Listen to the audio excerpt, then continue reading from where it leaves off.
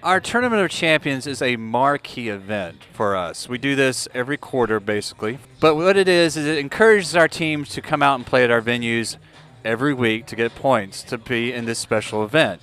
And when they are in this event, they get to, experience something different than they normally get in a normal show. Here you are, you're spending 3 months amassing all these points to enter this tournament where we offer some of the best prizes I know of. Currently, $1,000 for the winner, and it's winner take all. There is no second or third place other than just trophies. So you're amassing these points, you're playing, you get to hear, and it's just not like a regular show. It is a show of shows. You're going to have questions that you might hear on Jeopardy that even Ken Jennings might not be answering. Yes. Whoa. And of course, then we'll do other things. There's special tie-ins. Sometimes our music bonus has been a new thing that we've added on that teams get to compete, and they'll get a special trophy if they win that. You can also say some of our bonus questions are unique as well. Well, I think for some teams, it becomes like an ego that they have to be the top team. They have to have the most points for the quarter, or they got to win the Tournament of Champions. So their mindset is they're going to play as many trivia shows in a week as possible to amass as many points.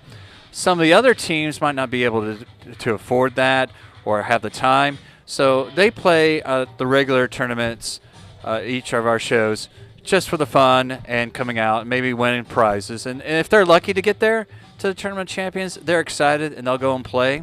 Well, our point system for our regular shows is 100 points for first, 50 for second, and 25 for third. Currently, the top prize for our Tournament of Champions is $1,000. Well, as far as regular trivia, I like to keep it pretty simple, pretty, straightforward by the book. And why is that? Well, a lot of people want it that way. A lot of people that do come out for regular trivia love the fact that when they come here, they know exactly what to expect. Now, for adult trivia, it's a little different because it's the wild, wild west. A lot of people are out here to party. They're out to party and, like I said, drink beer. Like another thing I do for adult trivia is I'll play a song from a television show. They got to tell me, for an extra 5 points or 10 points or whatever. You can get away with a lot more doing adult trivia. You can play more, risque music, and you're going to ask more risque questions, but you're also going to get more risque answers. And a lot of times when people are out and they're having a good time, they're having some drinks, they're not really worried about history or science, geography. They're worried about what pop culture celebrity did this, or what happened in this movie, or, oh my God, I've heard of this guy that was in this adult movie named Ron Jeremy. I've heard of him. He's been in these mainstream movies. It's to make people laugh. Sex requests, the chick with the purple toboggan. No, wait, that's a guy, never mind.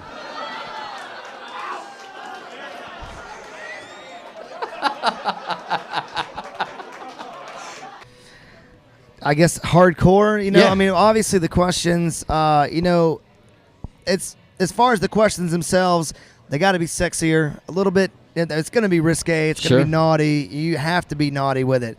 And understand that, if you're not a foul-mouthed person or whatever, understand that it's a script. You're reading a script. It's not like you're It can an still be asshole, done. It can still be done. You can kind of, act up a little bit. I've hosted another game that is entertainment trivia. I've even hosted Drunk Bingo. And when you get into these different locations and you see a different type of person, the person that's playing general trivia on Monday night is not the same person playing adult trivia Tuesday night at 10 o'clock. It's a completely different breed of people. They're astronomically different. It's night and day. 70 to 80% of the teams that play at this location are here all the time. I know them. I trust most of them, and I know which ones not to trust. Okay. So I kind of keep an eye on it. I also keep an eye out for the 20% of names that I don't recognize. And if at halftime I see that all of a sudden we have a team that I've never heard of and they are coming in at number 1 or number 2, then I'm going to keep an eye on that. And I always say you have to be careful because they are customers, and of all the things to accuse somebody of, cheating or lying is a pretty serious thing. So you better make sure. But there are techniques that you can. I remind everyone once again, and if I really want to get bold, and I think I've learned it from you, is the technique of saying we know what team is cheating. I'll leave it to you to figure it out, but they better stop. Don't ask me who's cheating, Yeah. but I know for a fact someone here tonight is cheating, and I'm going to give you one last warning. One to last stop. warning. Call them out publicly, but not by name, Sure. and then they usually stop. Sure. All right. Yes, cheating can be a detrimental thing for any host and any show, and the biggest thing you have to do is make sure that you're on top of it. You let people know the rules right off the bat, and then you enforce the rules. If you catch a team cheating, you might give them one more chance, but if they do it again and again, you disqualify. Normally what I do, if I know somebody's cheating, I'll go up and I will, not so I'm on the mic or anything, but I go speak with the team first. Say, hey, please don't do this. This is your warning. If I catch you doing it again, you're disqualified. And if I see them do it again, I might not walk over there. I just go ahead and they'll know And if they don't hear a score. They're just done. There are groups. I've only had to call out a few teams, but nothing big, and they stop. Pretty quick, right? Yeah, pretty quickly. They're embarrassed. Stand my ground. I'll be polite about it. That's the big thing.